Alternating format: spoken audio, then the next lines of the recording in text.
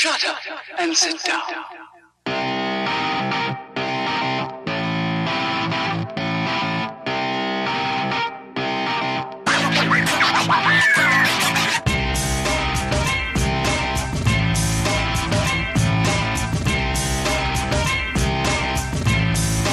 Ladies and gentlemen, we're back and the dust has settled fresh from UFC 232. We are in the new year and the new year goes to the champions. We now have Jon Jones back at the top of the light heavyweight division. He, of course, secured a TKO finish of Alexander Gustafsson in the third round of their light heavyweight championship match.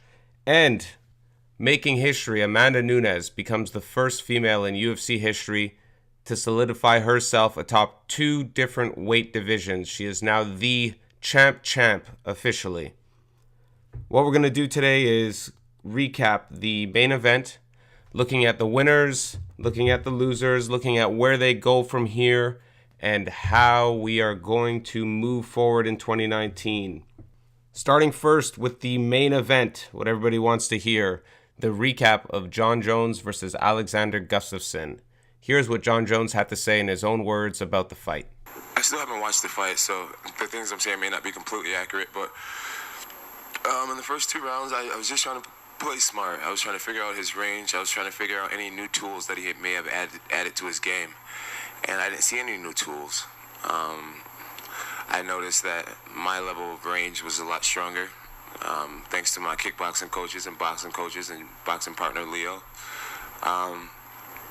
I noticed my understanding was stronger, and I started thinking to myself, Jon, don't let him into this fight. The only way you can let him into this fight is by giving him a slow pace, allowing him to build confidence, things like that. So once I noticed that we kind of were figuring him out, I said, okay, if you believe in your cardio and your training, if you believe that you're meant to win this fight, take the fight, win this fight. And instead of waiting and backing up and being reactive and allowing him to get into the fight, I decided to start to turn it on and take the fight to him, fight my fight, instead of waiting to see what he was capable of. There you have it, a very cerebral approach from now the new, and I guess and still, light heavyweight champion, Jon Jones. Playing a game of patience, seemingly a game of chess with Alexander Gustafsson this time around. The distance control, as he mentioned, I think that was the difference maker. He totally and completely stifled Alexander Gustafsson's offensive attack. He totally neutralized him with low kicks, mixing it up with some threats of the takedown. But in the end, as I had predicted, the difference was Jon securing the takedown, and this time around controlling the position on the ground rather than letting Alexander sprawl and get back up to his feet. It was really interesting to see, and very polarizing, in fact, to see just how much more dominant Jon Jones seemingly was on the ground. And in classic Jon Jones fashion, when he smells blood, he finishes. He was able to take Alexander's back, almost looked like he was going for a rear naked choke, and when it was time, he dropped the hammer. He absolutely flatlined Alexander Gustafsson with a barrage of punches, finishing him on the ground. Let's hear what Alexander had to say about his performance. He got me very, very early in the first round, very early, and after that, I just shut down. I wasn't tired. I had my conditioning in. I felt good, and we had our exchanges and everything. But he just shut me down very early in the first round, and that was it. And I couldn't move at all. So, and I told that to my corner too, and all that. He did exactly what he's supposed to do, and he made sure he won the fight. And all credit to him. I wanted to move. I want to stay light. Move around and like I always do, basically. But after that first exchange, I couldn't follow up my game plan, and then I was more on his distance, and I was working on my boxing there, and but he moved around, and I couldn't really follow his movement, and I fought his game today. So there you have it. from the Mauler himself. He just couldn't figure out Jones this time around, but he takes the loss as a man, and he will definitely look to bounce back in his next performance. The question is, against who? If I had to pick and choose, I would say that Alexander should wait around and fight the winner of Volkan Ozdemir versus Dominic Reyes, or he should look for a matchup against Jan Blachowicz. This would help solidify him in the top 5 and make his road back to a rematch with Jones a little less long. Jones seemingly now has the opportunity to pick his next opponent. A lot of people are assuming that he would like to have the third grudge match with Daniel Cormier. But Jones had an interesting take in the post-fight press conference. Here it is. When it comes to Daniel Cormier, he's always quiet unless he's speaking out to discredit me and my legacy, my achievements. You know, every time he opens his mouth, and it works against him. I see the fans' reaction. They're just like, dude, leave Jon Jones alone for once. Dude, he beat you. You sound so bitter. He works his hardest to try to discredit and try to delegitimize the fact that I beat him twice. And the only thing I want to delegitimize as a retaliation is his claim of being the light heavyweight champion.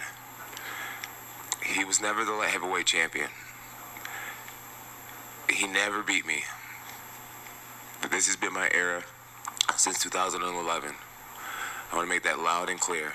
DC is no champ. Me going to heavyweight would be making it extremely personal. And for me, I have no problem with DC. I have a problem when he comes out and says, see, I told you guys he's a cheater. I told you he's a cheater. But I have no real problem with DC. I'm not going to go to heavyweight and try to take everything from him and destroy his legacy and all that type of stuff. Is it possible that I could do that? It is possible. But I'm fine having mine and he can have his. DC needs to admit to the people that he was never the light heavyweight champion. Or face me at light heavyweight and shut me up. So there you have it. Jon Jones making it very clear he has no interest of moving up to heavyweight, at least not right now, to face Daniel Cormier. Instead, he invites Daniel Cormier back down to 205. In terms of what the 205 division now has to offer Jon Jones, some rising stars worth considering. Most notably, of course, Anthony Smith, who he did have an exchange with on the post-fight interview with Fox, and the surging Thiago Santos with his huge KO over Jimmy Manuwa. What is next is for me to keep a degree of humility and to stay in the gym. To stay in the gym, stay getting better, and to not take anyone lightly. To not let my head get too big, not take anyone lightly. There's a lot of fresh meat that is rising up in the division, and in order for me to conquer these guys, I have to stay by the fire, stay in the gym, stay knowing that I don't know everything, and that's what's next.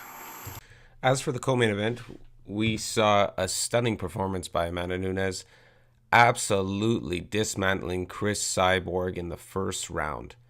This was a huge shock, an absolutely huge shock, felt no doubt around the MMA world, as we saw the Lioness truly show her claws and dismantle Chris Cyborg. I mean, it wasn't even close from the get-go. And it went down exactly how I had predicted it could go down, in the sense of Chris Cyborg got stunned. She got stunned early by Amanda's power and just simply did not respond well to it. Instead, she moved forward aggressively, throwing haymakers wildly, and Amanda stayed in the pocket, worked on head movement and feints, and connected cleanly. She knocked Chris Cyborg down about 3 times until finally putting the nail in the coffin and knocking her out. Here's what Amanda had to say about her performance. Feel amazing. This is the moment that I waited for, make history and be happy with myself, be happy with what I'm capable of, and I'm happy. This is the only word that I have right now. And I was so ready tonight. Nothing's gonna stop me to do what I want to do tonight. And when she connects the couple punch, I say like, oh, I'm gonna walk it for now. And she's strong, she's powerful, She's always a great champion. I respect Chris a lot, but tonight I knew it's gonna be my night. I knew I'm gonna be the one, and happy. I'm very happy. Of course, after such a dominant display, Amanda Nunes now finds herself atop the women's featherweight and women's bantamweight divisions. She can handpick her next opponent, and though my intuition is telling me an immediate rematch with Cyborg could be in the works, interestingly enough, Cyborg is now up for negotiations for her UFC contract as it has expired. Whether the UFC will keep around the women's featherweight division is yet to be seen, but Amanda definitely has a couple interesting opponents to choose from. She has the immediate rematch with Cyborg. She could also challenge Germaine de Randamie, who was the women's featherweight inaugural champion, or she can line up a fight with Holly Holm. Either of these fights can happen at the women's featherweight, 145, or the women's bantamweight, 135.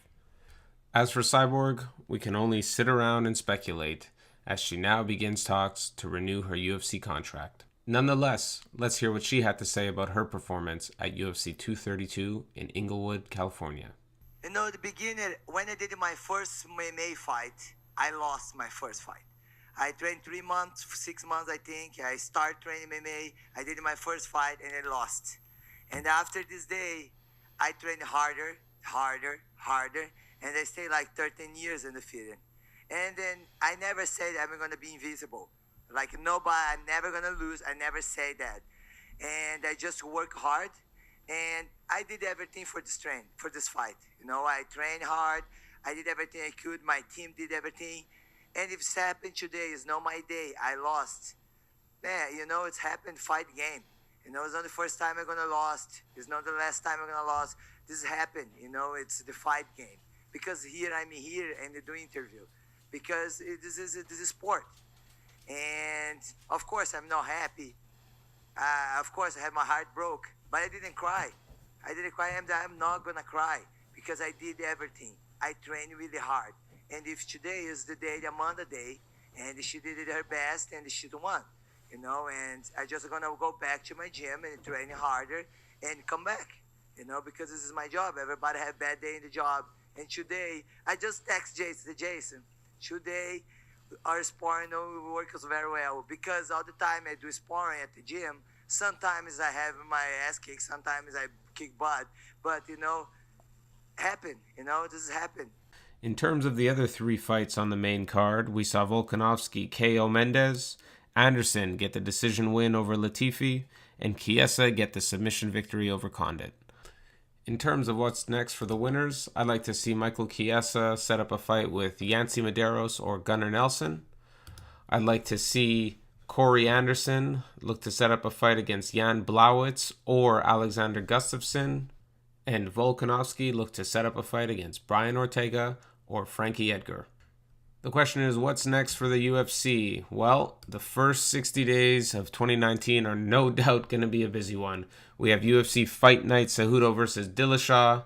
That takes place on January 19th from Brooklyn, New York.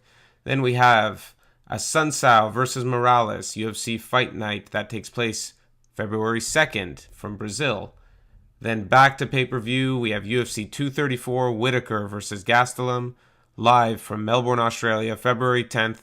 And then finally, rounding out February, UFC Fight Night Ngannou versus Velasquez, the much-anticipated return of Cain Velasquez. We look forward to breaking down those fights. Thank you so much for tuning in this week to the Fat Tony MMA podcast. Huge shout out to all of the love on social media this week. Everybody that commented, liked, loved, hated, whoever the fuck you were, and you took the time to give me a click, give me a listen. I really, really appreciate it. I do this because I love it.